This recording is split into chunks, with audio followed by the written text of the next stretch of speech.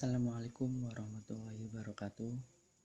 Kami dari kelompok 8 ingin mempresentasikan jaringan saraf tiruan pada mata kuliah kecerdasan buatan. Sebelumnya perkenalkan, saya Zain Kuroma dan ada beberapa rekan saya. Assalamualaikum warahmatullahi wabarakatuh. Perkenalkan, saya Siti Bariroh, NPM 186700084, kelas 4B Informatika. Saya Salma Maulida Rahmawati dari kelas Informatika 4B NPM 186700083. Nama saya Kiki Agustias Batiar, NPM 186700082. Nama saya Muhammad Nurusni, NPM 1867085, kelas Informatika 4B. Pengertian jaringan saraf tiruan. Jaringan saraf tiruan merupakan jaringan dari unit memproses kecil yang saling terhubung yang dimodelkan berdasar jaringan saraf dan merupakan salah satu representasi buatan dari otak manusia yang selalu mencoba untuk menghasilkan proses pembelajaran pada otak manusia tersebut. Istilah pembelajaran pada otak manusia tersebut Istilah buatan di sini digunakan karena jaringan saraf ini diimplementasikan dengan menggunakan program komputer yang mampu menyelesaikan sejumlah proses perhitungan selama proses pembelajaran. Beberapa tipe jaringan saraf tiruan, namun demikian hampir semuanya memiliki komponen-komponen yang sama. Seperti hanya otak manusia, jaringan saraf juga terdiri dari beberapa neuron dan ada hubungan antara neuron-neuron tersebut. Neuron tersebut akan mentransformasikan informasi yang diterima melalui sambungan keluarnya menuju ke neuron yang lain pada jaringan dan nama bobot pada jaringan saraf tiruan. Hubungan ini dikenal dengan nama bobot. Informasi tersebut disimpan pada suatu nilai tertentu. Komponen jaringan syaraf tiruan. Sejumlah sinyal masukan X dikalikan dengan masing-masing penimbang yang bersesuaian W. Kemudian dilakukan penjumlahan dari seluruh hasil perkalian tersebut dan keluaran yang dihasilkan dilakukan ke dalam fungsi pengaktif untuk mendapatkan tingkatan derajat sinyal keluarannya F atau X dan W. Walaupun masih jauh dari sempurna, namun kinerja dari tiruan neutron ini identik dengan kinerja dari sel otak yang kita kenal saat ini. Misalkan ada N, sebuah sinyal masukan, dan N, sebuah penimbang. Fungsi keluaran dari neutron adalah seperti persamaan berikut.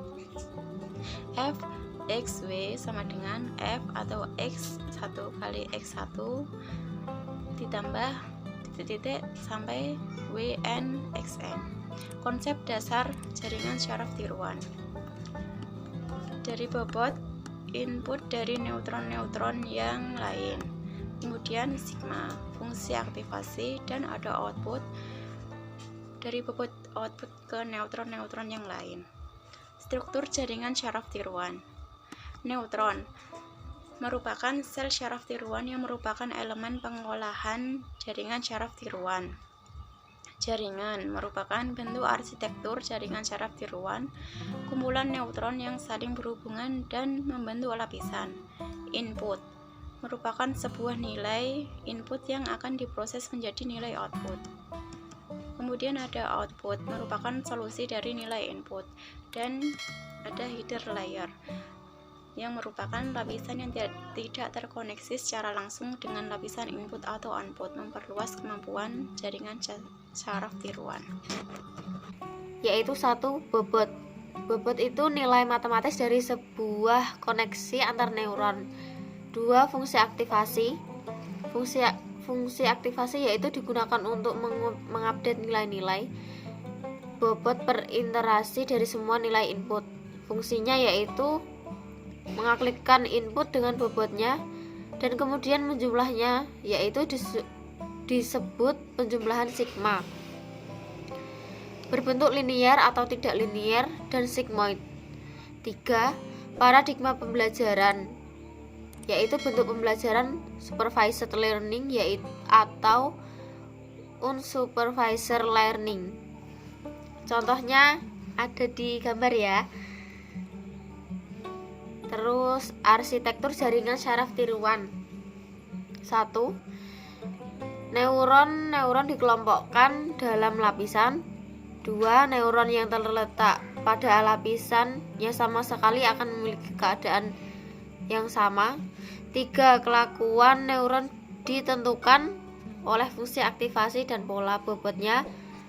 4. Para ahli memodelkan sel syaraf otak manusia ke dalam berbagai arsitektur ANN dalam kurung susunan neuron yang berbeda-beda. 5. Masing-masing arsitektur menggunakan algoritma pembelajaran khusus. Langkah pertama, algoritma aplikasi atau inferensi jaringan saraf tiruan. Dimasukkan sebuah contoh dalam jaringan saraf tiruan. Inisialisasi bobot jaringan. Set I sama dengan 1. Masukkan contoh I dari sekumpulan contoh pembelajaran yang terdapat dalam set pelatihan ke dalam jaringan pada lapisan input. Cari tingkatan aktivasi unit-unit output menggunakan algoritma aplikasi. If kinerja jaringan memenuhi standar yang ditentukan sebelumnya, memenuhi syarat berhenti, then exit. Update bobot-bobot dengan menggunakan aturan pembelajaran jaringan. If I sama dengan N, then reset I sama dengan 1, else I sama dengan I min 1. Algoritma jaringan saraf tiruan. Langkah kedua, masukkan kasus ke dalam jaringan pada lapisan input. Untuk tingkat aktivasi node-node jaringan, untuk jaringan koneksi umpan maju, jika tingkat aktivasi dari semua unit outputnya telah dikalkulasi, maka exit untuk jaringan koneksi. Balik, jika tingkat aktivasi dari semua unit output menjadi konstan atau mendekati konstan, maka exit. Jika tidak, kembali ke langkah 2. Jika jaringan tidak stabil, maka exit dan file. Kesimpulan, adanya banyak alasan mengapa jaringan saraf tiruan perlu dipelajari, antara lain ada banyak teknik atau algoritma jaringan saraf tiruan yang tersedia. Teknik-teknik yang ada saat ini memiliki arsitektur jaringan saraf tiruan pada masa-masa awal perkembangan jaringan saraf tiruan. Pada waktu itu, model yang ada sangat sederhana, sehingga aplikasinya pun sangat terbatas. Adanya komputer digital berkecepatan tinggi. Hal ini semakin mempermudah proses simulasi jaringan saraf tiruan. Aplikasinya pun sangat luas. Sekian penjelasan dari kelompok 8 mengenai jaringan saraf tiruan. Mohon maaf jika ada salah, mohon dimaafkan. Sekian, terima kasih. Wassalamualaikum warahmatullahi wabarakatuh. Universitas PGRI Semarang memiliki Fakultas Teknik dan Informatika, Fakultas Hukum, Fakultas Ekonomi dan Bisnis, Fakultas Ilmu Pendidikan, Fakultas Pendidikan IPS dan Keolahragaan, Fakultas Pendidikan MIPA dan Teknologi Informasi, Fakultas Pendidikan Bahasa dan Seni, Pasca Sarjana, serta Pendidikan Profesi Guru.